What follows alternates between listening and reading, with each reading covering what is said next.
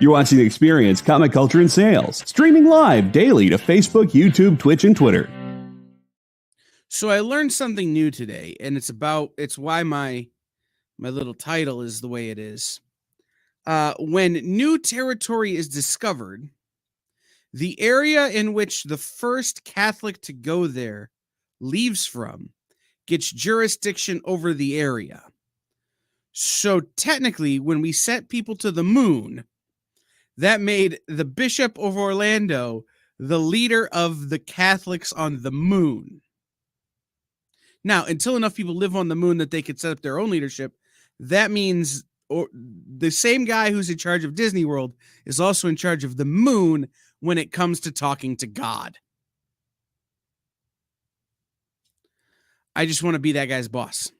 I would like to be Space Pope over all of space, so that I could bring Pluto back as a planet, because I really do feel like Neil deGrasse Tyson screwed that one up, and I will say it to his face. I swear to God.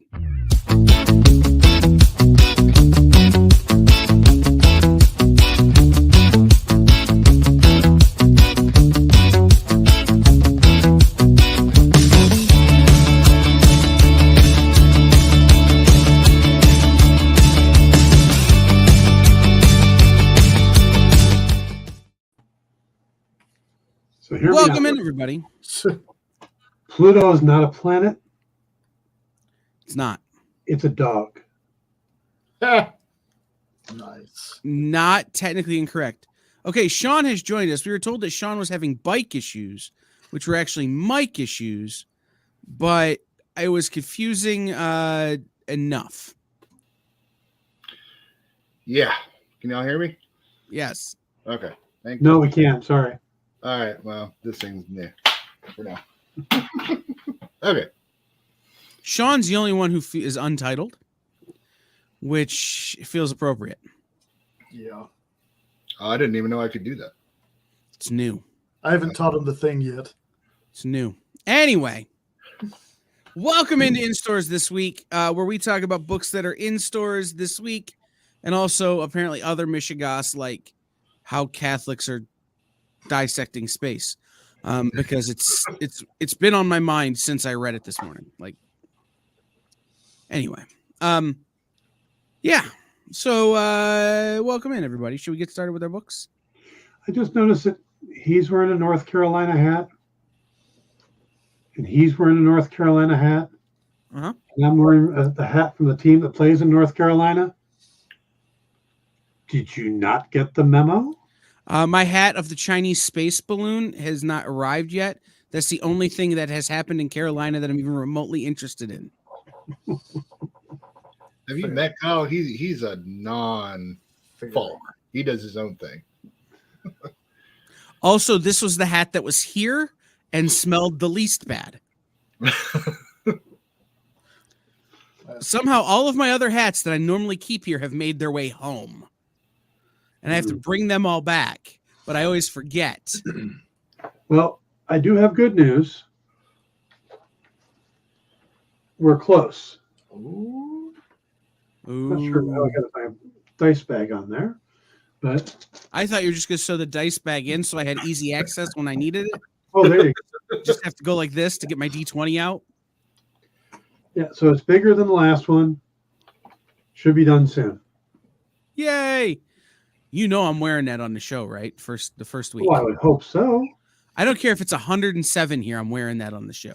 You just see me sweating profusely because my head's all warm.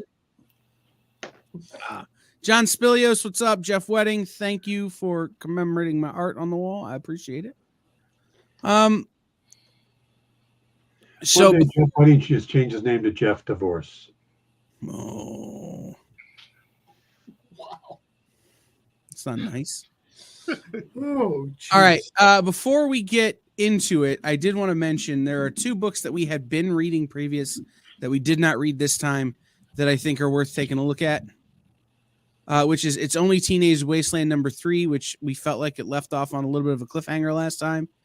And Spy Superb #2, which Spy Superb #1 didn't make any sense to anyone at all.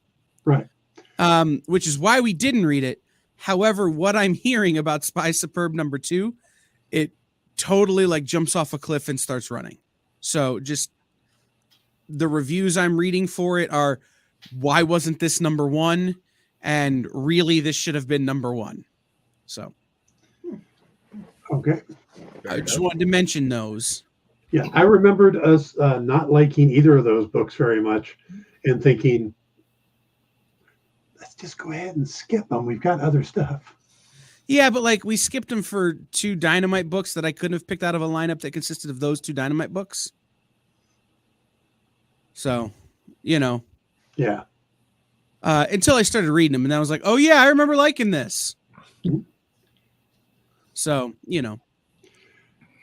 All right, let's get into it. If I ever Jeff is paying off of Dan's joke. So we're going to leave me out of this one because I missed it on the lineup. So I didn't read it. Apparently so did everyone who was involved with the book because, you're starting to make me look bad, Teenage Mutant Ninja Turtle people. All right. Well, it sounds like I didn't miss much. So everybody just let me in on what I missed. The Armageddon game turns out to be it's their play to get rid of all their fans. Wibbly wobbly, Tommy Wimey, I'm confused. Somebody draw me a map. I'm so lost. At this point, it feels like they're trying to show us everything except the Armageddon game. We're getting everything. We're getting future stuff.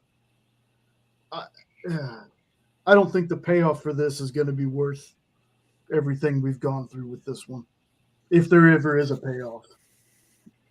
Yeah, this game has way too much pregame show. Yeah. This feels like it's going to be the Kentucky Derby, not the Super Bowl.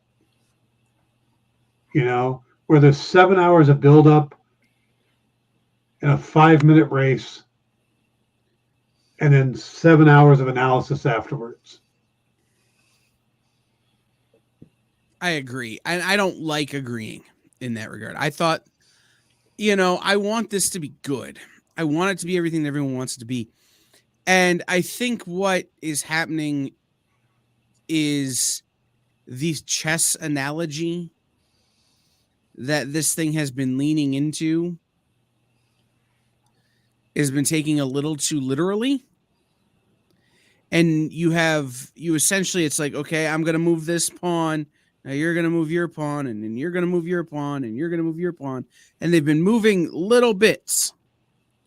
No one's been taking any ground. No one's been taking any pieces. No one has been changing the layout of the board. They've just been kind of staring at each other. And I think the Armageddon game really has had the potential to be great. But I think they've decided that they want to involve so many things and involve so many people that it's just become entirely too cumbersome. Right? An example of how this could have been done better, I've been thinking about this. They had the Avengers versus X-Men series that came out years ago. And what you'd get is you'd get the main Avengers versus X-Men story where the Avengers would actually do something against the X-Men. And the X-Men would do something against the Avengers. And you'd get that. And then you would get A versus X plus. You got these other books that were spin-offs of it that kind of showed you what each character was doing leading up to and around that action sequence. They came after the action. So if you didn't care for the action, you just wouldn't get the associated book. They're doing this backwards. And it's not paying off. And it's disappointing, and I'm sad. Yeah. Space Job #1. I wasn't sure what this book is trying to be, but I love the twist. The whole, let's spend time with this character. Never mind. So this feels like it's kind of like the other people in the Federation. The non-Federation in people. The ones that just fly around and move stuff and You know what it felt like to me? It's like if the show The Office took place on a spacecraft in the Federation. Like, yes. you have a manager who doesn't know what they're doing. Everyone's kind of inept. You have one person who's kind of got their crap together, but even they're like, I'm only here because I'm here right now. I'm looking for an out. That's really what it did feel like to me in a big way. Yeah. Wouldn't you have just taken that chair off the bridge? That was my thought.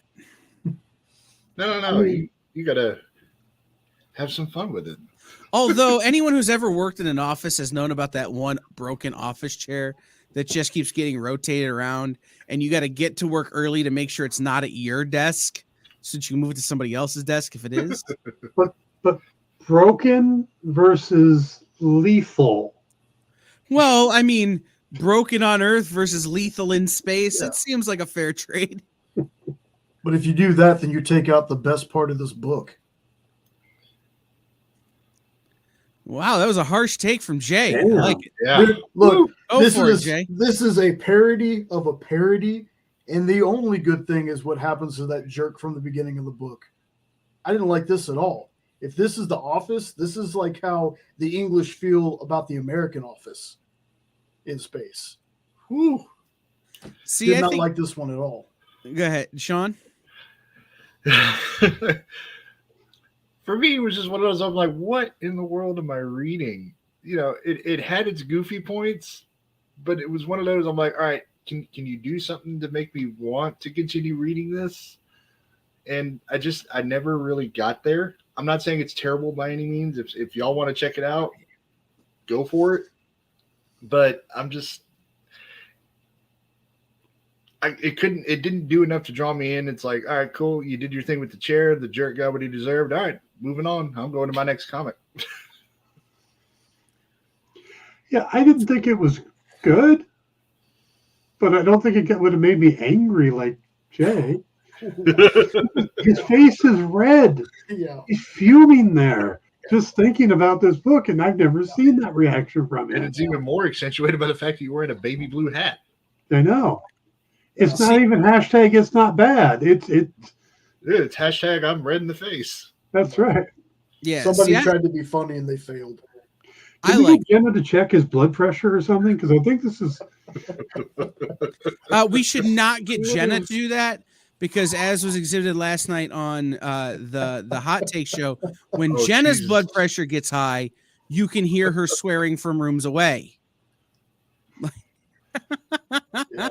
It was a pretty fun time, but no, I liked this. But I'm also that guy who liked the first episode of The Office. When everybody's going, this makes no sense. What are we doing? Right. I never watched The Office. Sometimes you have to have inanity to make the hilarity make sense. If it isn't for the inane of having to sit in a meeting or, oh, gee, we need to fix this chair because it keeps killing people, then what I assume will eventually be the comedy of this book wouldn't shine through. Comedy is only funny when you can compare it to tragedy or boringness. So the first book was boring. Let's hope the second book is funny, much like the second episode of The Office, which was hysterical. So, Lyle Hobson says, I'd love a space job. My Arctic job is not as interesting and less cold. I disagree. I think it's colder in space. I think it is too, yeah. But at least you'd have heaters on the spaceship. Like negative 90-degree weather over there. Right. And Ed says, I'm glad to see Jay alive and healthy after that earful last night. It's true, but I think that earful was intended at me.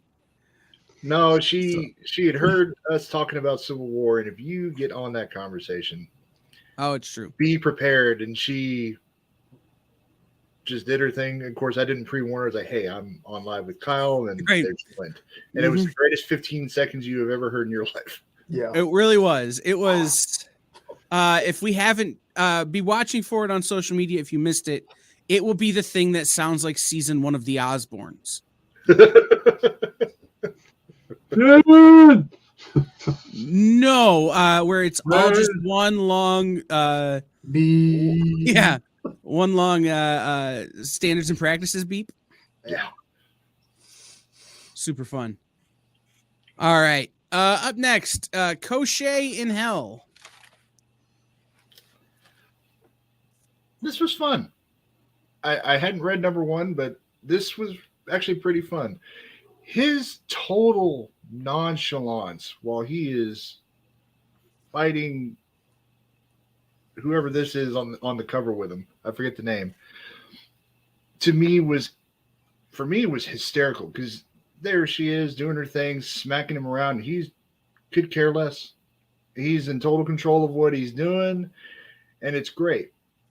Art was awesome, as is most everything that's in the Hellboy universe. Mm-hmm. The ending made no sense to me. If that's something that I missed from issue 1, let me know, but the ending threw me off so bad with what they did. So. We picked up, I agree with you. I think the character's nonchalantness was cool. The fact that she's supposed to be Hellboy's sister or half sister, I thought was interesting, and she's very sensitive about that. Yeah. And I like that we have a book that's not about Hellboy, but it's about Hellboy. You know? And I love the art in this book. Yes. And when we see the little puppet versions at the end, those look great. It's great, but it's like it threw me off. I was wondering what that was about. Yeah. So we'll find out. Well, I love and I think part of it, and I don't want to spoil anything for anybody, but this is one of those things where if you had read previous volumes of Crochet, the end makes a little more sense, but not a ton. The end,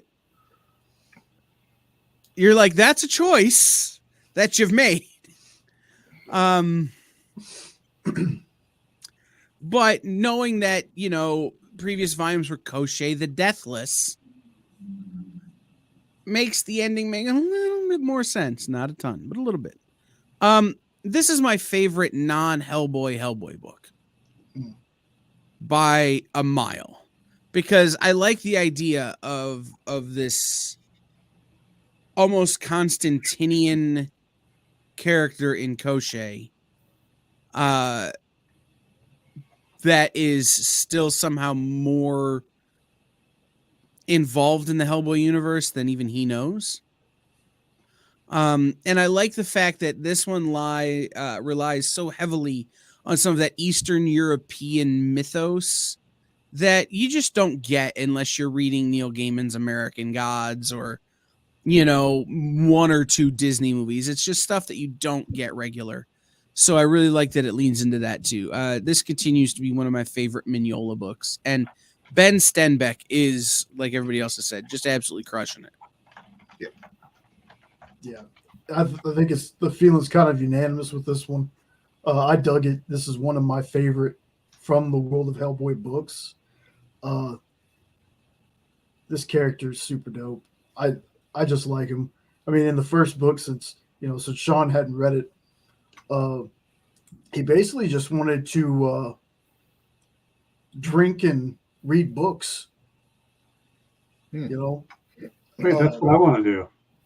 I think that's what most of us want to do. But yeah, I really like these because it introduces me to more characters in this universe. Expands my knowledge of the universe, and like I said, this character is just super cool. I love the thing with the ring. I love the sword. I love the fact that he's just, I don't really care. I'm just going to do this kind of thing. So yeah, I really enjoy this book. Cool. Anything else? No. Cool. I was worried I missed something while I was almost choking to death. We're good. That's the wrong direction. But Sure is. I've got something interesting. you guys, you know Jim Beard, right? Mhm. Yeah, Jim's going to be my guest on Thursday. But he just sent me a text. And he says, did you see that Brian Michael Bendis was invited to the Ant-Man premiere, but he's not allowed to say why? Now, normally when someone gets invited to a premiere, it's because either something they wrote is used as part of the story, or a character they created is used as part of the story. Now, just thinking about all the characters we know in Ant-Man, I can't think of any that was created by Brian Michael Bendis. Is it possible that Brian Michael Bendis appears in Ant-Man? Because he does look like a Ant-Man villain. Like, have you seen him lately? You see, he looks like Corey Stoll. No, but he looks like he could play a different villain in an Ant-Man film. Yeah. He could play Egghead, but we got him Elijah Starr, whatever his name is, in the second movie. Ish. Kinda, yeah. My guess is it's post credits, right? Is it's got to be post credits? They've got to be setting up something. Well, my thought is that maybe he created a version of Kang. I don't think he did. I mean, there's some more recent ones like Victor Timely that I don't know. I haven't gone through and checked out all the versions, but that would make sense if he created one of the more recent Kang variations. He didn't do the Young Avengers. That was Alan Heinberg, right? Yeah. The only thing I could think of off the top of my head, and this is just from quick scrolling, would be if they're doing the Mr. Griffin story, which was all new, all different. Marvel, all new, all different. Mm-hmm. Which is your Uncanny Inhumans, your all new, all different Avengers, all new, all different X-Men. Kang is Mr. Griffin in that. And it's you'd almost have to set it up with Loki first. Like, this is something we could talk about in a much bigger way, but essentially in that story, if I remember right, Kang believes that his essence has been splintered across time, rather than it being him who's moving back and forth across time. There are different hymns throughout the timelines. That could be it. They could do some kind of Infinity Countdown thing, I suppose. Yeah. But I don't think Bendis was involved in that. This is... Damn it, I think the Mr. Dan. Griffin thing may be on the right path there. It's possible. I'm going to send Jim Beard a text when we get off the air and be like, bro, you owe me next time I come see you at work. Like, because this is going to take up my whole night now. All right. Let's get back to it. Vampirella versus a Red Sonja. I've been liking this series a lot because the way it kind of interacts with all these other heroic characters. Because you don't think of Vampirella or Red Sonja as superheroes. And when you think of a book of Vampirella versus Red Sonja, I wouldn't have thought that it would be thrown into a world of superheroes. I thought it would have been set like in Red Sonja's time and Vampirella, versus a vampire, sword and sorcery versus a vampire. But no, we're talking multiverses, and it's like, by way of the MCU in a lot of ways. But it's been a pretty interesting series so far. And it's funny how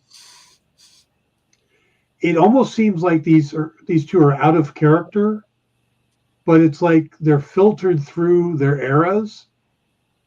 So Vampirella comes across like a demon, and Red Sonja comes across like a barbarian. And it's just kind of an interesting take on them. So I like what they're doing. I can't wait to see how this wraps up. Yeah, same. I've been really hooked on this one, especially since issue 2.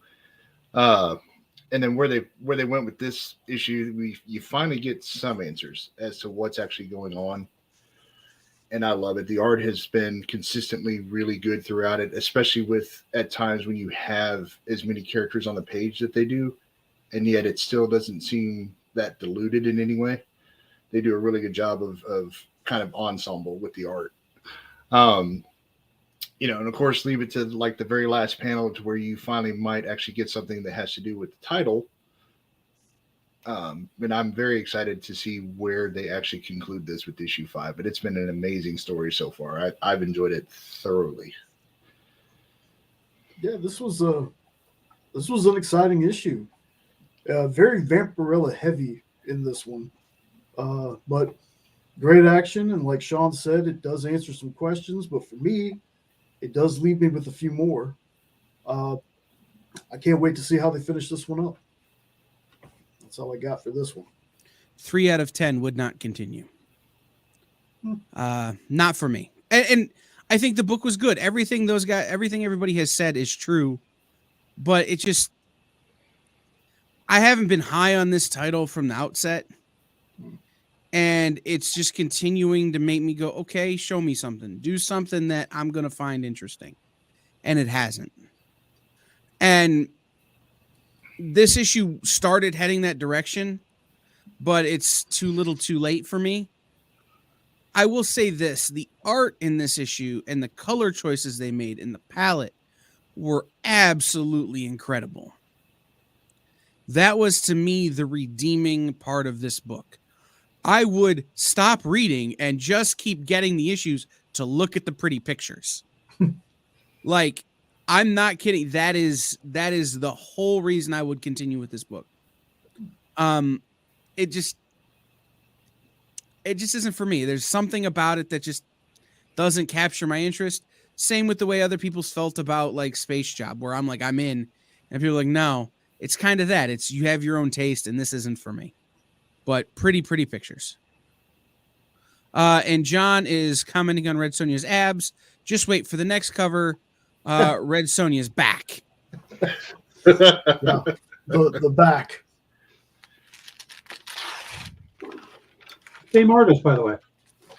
I have questions of a practical nature that I need to ask to a female regarding this cover.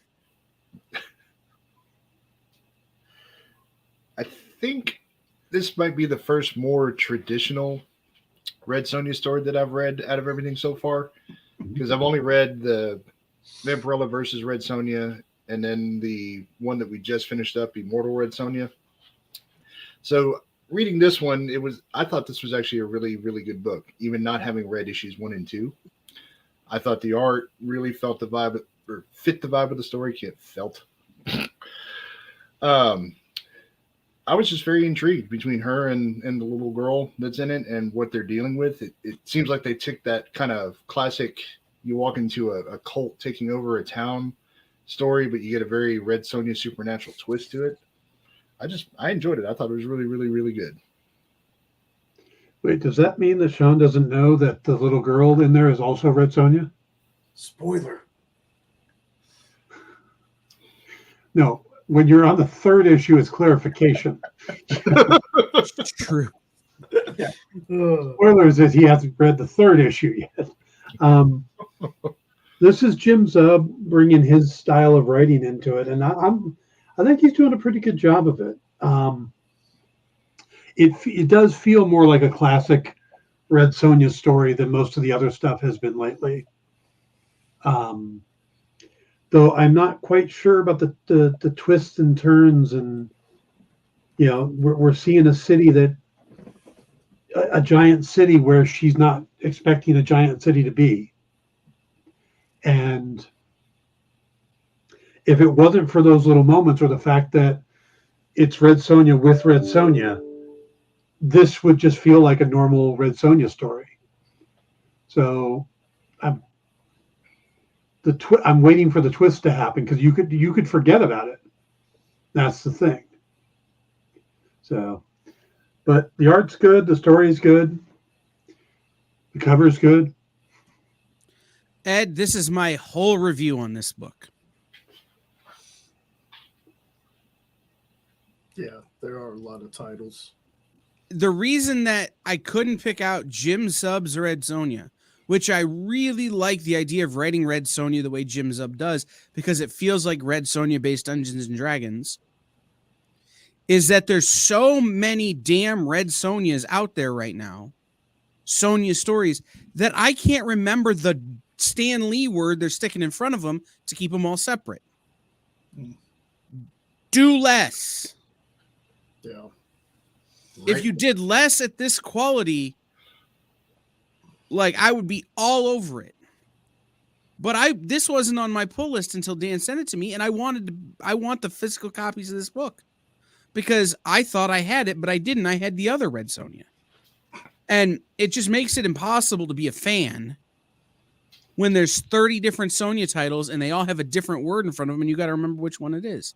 Now, I'm working on my pitch for the unrecognizable Red Sonja. I bet they'd put it out. Yeah. The indistinguishable Red Sonja. Right. Which one was this now, Red Sonja? That said, Jim Zub is doing a hell of a job writing a Red Sonja story that feels almost like a choose your own adventure book where someone has chosen the adventure for you.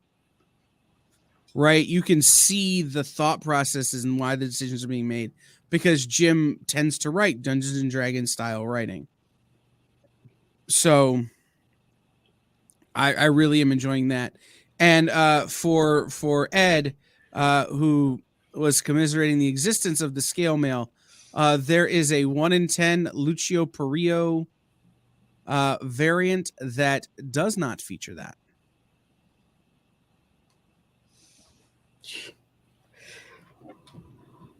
So, on that note, been a fan of this one. My only gripe is some of the art does get muddy in some places, but that's it. That's my only gripe about this book. The story makes you think, you know, if I ever met my younger self, would I be able to tolerate myself at that age? Would I want to teach myself things that I know now? Would the younger me even listen? Probably not. Probably not. But at any rate, this has been a good story, and I'm excited to see where they go. Because I want to find out why exactly the younger one is there. I will say this in terms of relatability: younger me would beat or older me would beat the crap out of younger me, and I think very much that's something that Sonja wants to do. So, all right, Harrower number 1.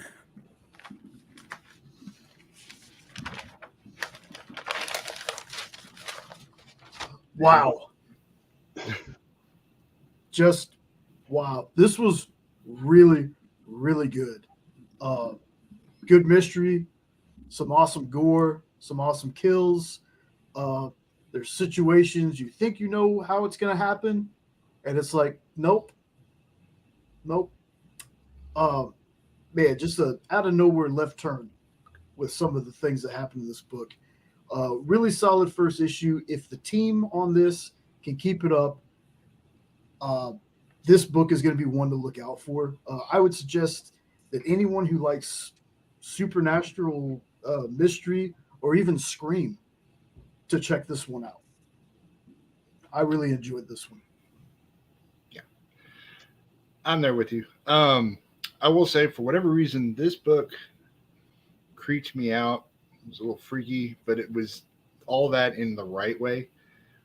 Like, it's one of those where I literally kind of halfway got chills while I was reading it. It was just so well written, especially in the parts that really required you to, or them to give you that kind of feeling. I thought they did a great job. The character that you see on the cover, anytime that he is in the book, which I think is only like twice, he's scary. And I like that. I like the character design. I like the way the story was written. In a weird way, it's almost like Buffy meets Scream, but in a smaller town kind of way. So if I enjoyed this, you definitely have to pick this up. If horror slashers are your thing, this is one of those that I think you should keep an eye on. And the colors that they use in this, I think, really helps set that vibe too. And that's one of the reasons why I think that it got to me the way it did.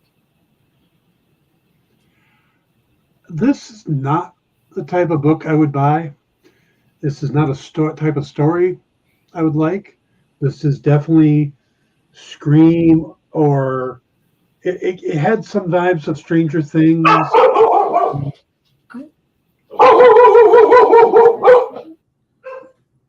Han.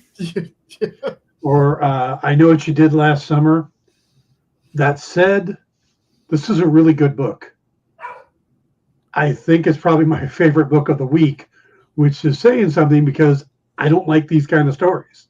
This is not my cup of tea, but Justin Jordan has written a really good story here where it's like I actually want to see what happens next. So Yeah. So when I first saw this cover and saw who wrote it, I immediately emailed Boom Studios going, I need to have Justin Jordan on the air. Because I knew. Like, I could just feel it in my bones that this was going to be a monster book. Like, literally and figuratively. Like, I could just feel it. And he was supposed to be on the air yesterday with Miss Jen, but was suffering from a respiratory infection. So he will be on the air with Miss Jen March 13th, which is the Monday before issue 2 comes out. Oh, we got to wait that long? What? Yeah, I know. Did Justin also do Urban Animals? Is that what it's called? Justin Jordan has written a ton of great stuff. Spread was one. I don't he wrote Dead Boy Road. Those were the things I first kind of knew him from. Family Trade from Image Comics. Maybe I'm thinking of somebody else though. Yeah, I don't see that on the list here. But he's written a bunch of stuff. Really a big fan of Justin Jordan. This book kind of in some ways, you guys keep referencing Scream, but in my in my brain, because of the twist, it almost reminds me of Wednesday. In terms of there's some things that we don't fully understand about who the harrower is and what they do, and about how they are accessed, right? And what their role is in all of this.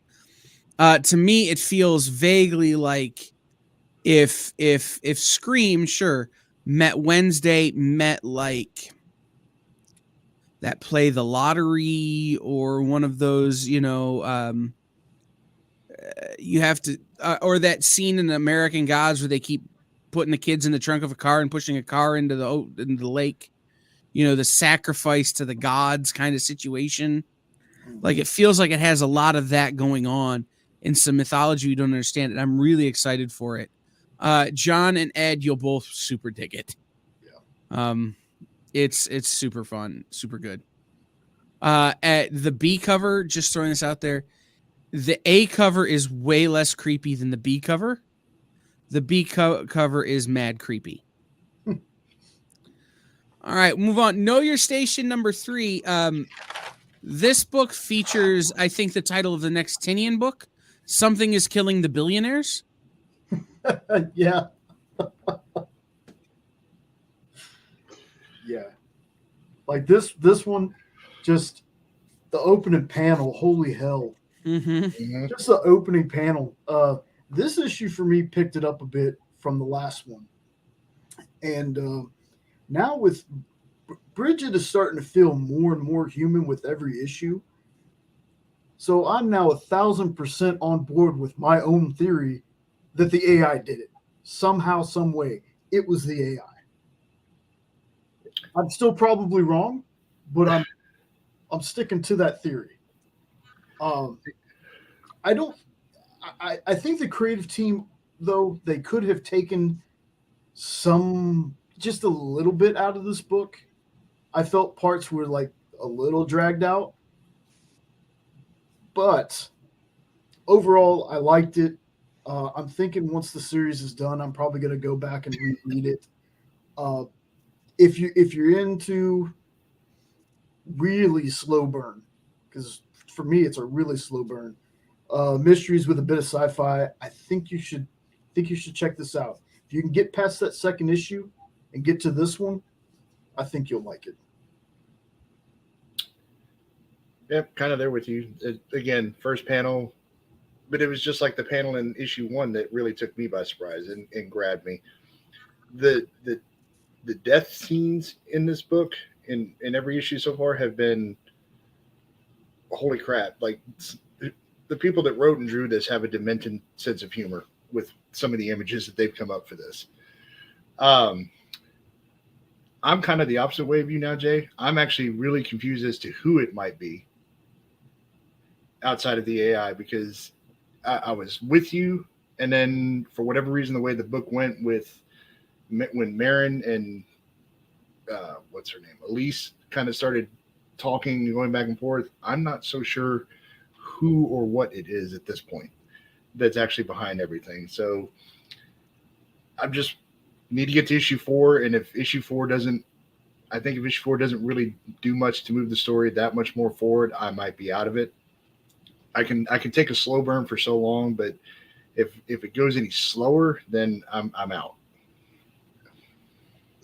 I'm with you on that, Sean. I think, this whole episode issue was 3 people talking, or 2 people in an AI talking. Mind you, it moved the story along a lot better than it has been. And if I was going to pick a suspect at this point that I think it is, I think it's our main character, the one trying to solve it, the one who is doing things. But the AI is a good suspect. But the one that set it up to turn off cameras and has memory losses and stuff like that. So I do like we find out that she is totally not trained for the job she has. So there's a lot of interesting stuff that happens in this issue, but this is the 3rd issue, and it feels like this stuff should have happened already. And they are going very, very, very slow. So I definitely like to see them pick it up a bit. At least it's not Armageddon game slow. I don't think anything could be that slow. I think it's slower. I'm going to be honest. Armageddon game is like turtle slow. It's a book about turtles, as opposed to space, which is supposed to be fast, and somehow this is slow. I have a question. Is this book written or produced by Ryan Johnson? Who, can't spell his first name right and takes forever to get to the damn point in the movies and shows he makes? Because that's what this book is. Get to the point. It could have been a 3-issue miniseries. It could have been done.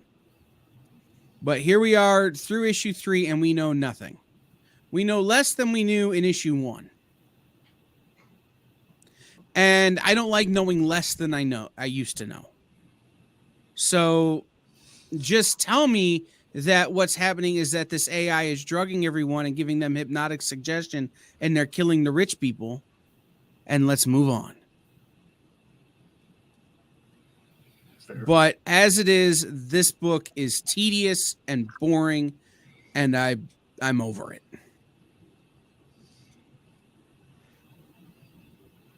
How do you really feel, Kyle? This seems to be our emotional episode. Well, for you, Jay, with the earlier thing, I hated it. Well, and then Dan and I down here cool as a cucumber.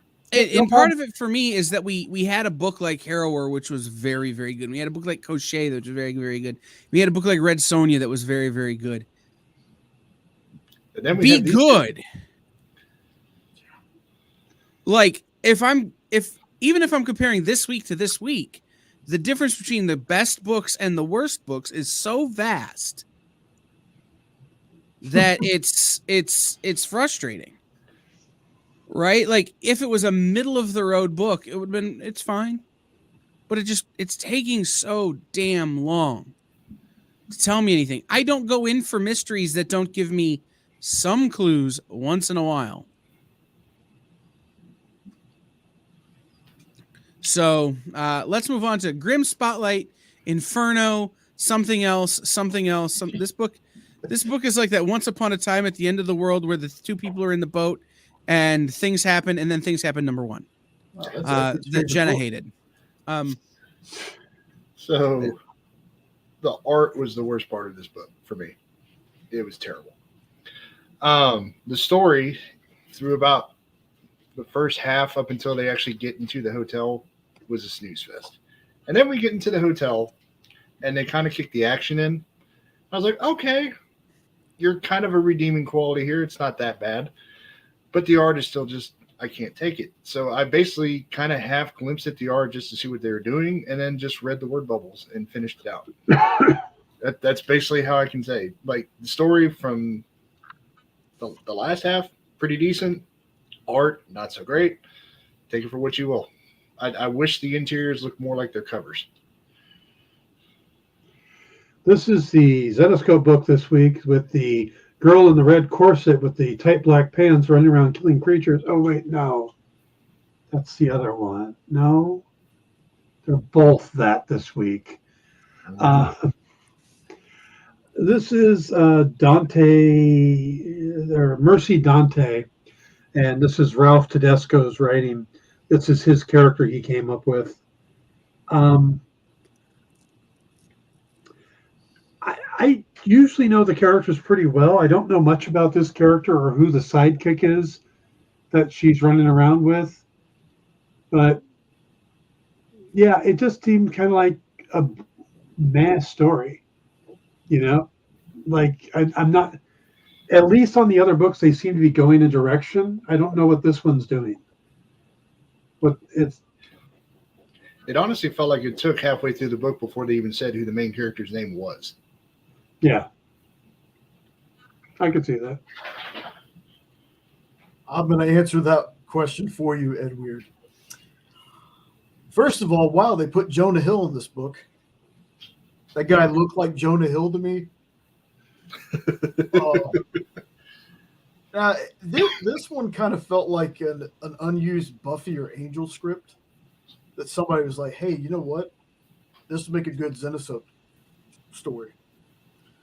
I liked it. It was a bit better than some of the other Zenoscope books we got. I thought Frank had some decent one-liners. But, you know, it wasn't a crossover event. There wasn't like 18 other characters that do the exact same thing in the book. And the best part, no Cthulhu and no fish people. So I think I liked it just based off that.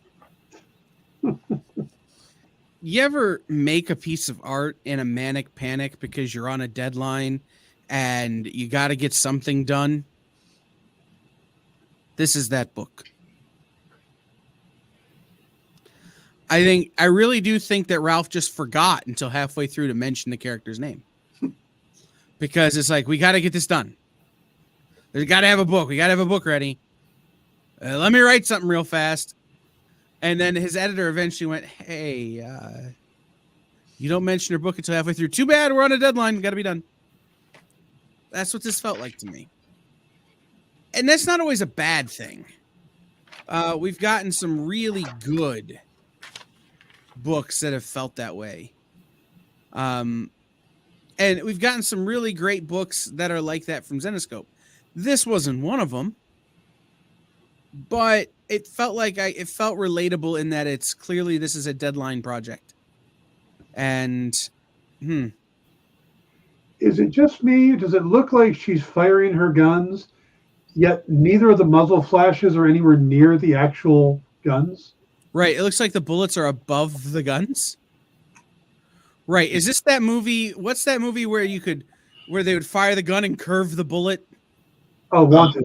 Yeah. Is this that? I Because don't that know. wasn't good either.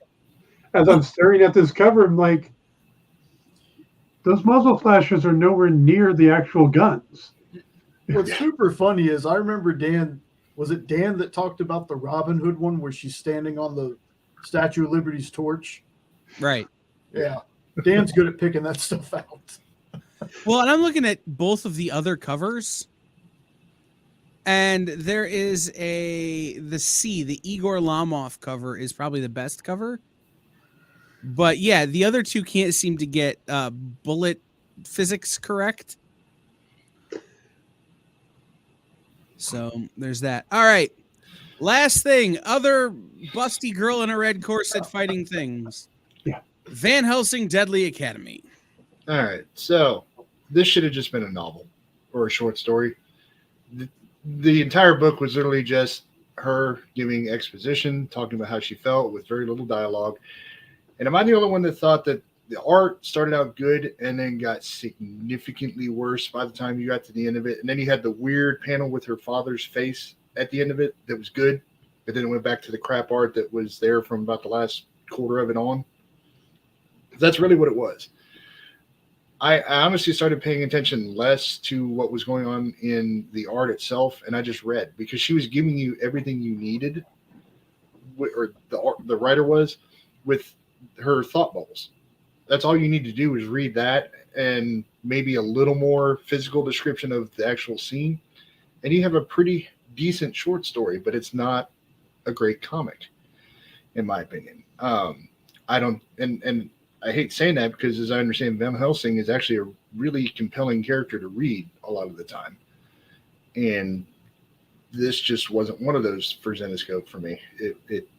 So, I mean, take that for what you will, but I really think that if you go into this, try not to look so much at the pictures and just read what she's telling you, because you'll get everything you need there. I've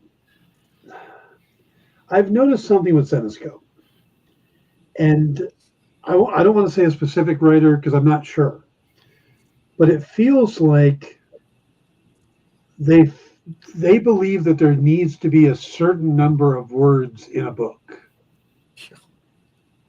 because you could have literally done this whole story with a recap page and then silence until the end, and you would have told the same story. And it's a recapping. If you read any of these Van Helsing books, you already know everything that's happening.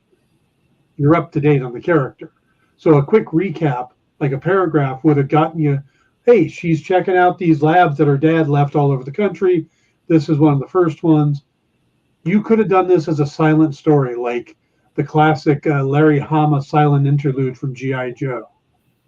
It would have been brilliant. Better, a little more detail in the art, give the artist enough time to do the whole book instead of trying to rush at the end. You could have had something special, but instead they put so much dialogue into the caption boxes that you spend all your time reading that, and it slows the story down. And it's a lot of stuff that, like I said, if you read any of the Van Helsing before, you have a good idea. So, and you get through this whole thing, and by the time you get to the end, everything is, she's lost her hat, she's lost her gun, she's lost her coat, everything else. And then she leaves, there's no threat, and she doesn't bother to pick any of that stuff back up, any of her equipment. She just goes out. And that bugged me at the end, that she didn't pick her hat up or pick her up her gun or anything else. So we got started late, and we are actually out of time. So Jake, do you have did you talk about the Van Helsing book? No, but Do you have two words? make it a novel. Yeah. No art is my review. Get rid of the art. Be done. All right. So head over to Comic Shop Locator, put in the information, find comic shops near you. Stay tuned for Minute to Skim It, Mint Hunter Comics, and Country Roads the rest of the night. Dan will be back tomorrow. Hit the like. Yeah, hit the like button. Dan will be back tomorrow talking about Critical Role. crap. Okay. Dan and I will be back tomorrow talking about The Legend of Vox Machina, and he'll be back Thursday with Jim Beard. Check out Triangle of Truth for Jay and Sean, and I will be back next Monday for Hot Takes. So we'll see everybody then. I got to click the buttons so we can get out of here. We'll see you later. Bye.